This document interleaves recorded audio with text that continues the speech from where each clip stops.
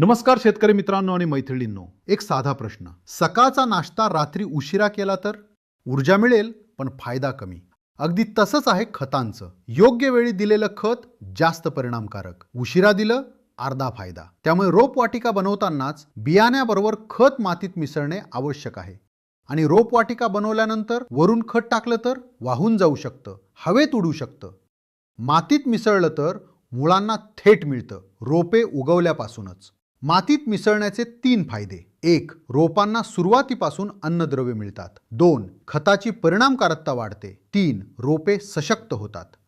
आपल्याला रोपवाटिका तयार करताना कोणती खते द्यायची आहेत ही पहा यादी. आणि खर्च जास्त वाटतो का? एक लक्षात ठेवा, योग्य खत दिलं तर रोपे सशक्त होतील आणि उत्पादन वाढेल. उत्पादन वाढलं की खताचे पैसे चारपट होऊन परत येतात. आधी गुंतवणूक मग भरघोस परतावा. मंडळी, रोपवाटिकेसाठी लागणारी खते आत्ताच खरेदी करा. ऐनवेळी धावाधाव नको, तयारी आधीच.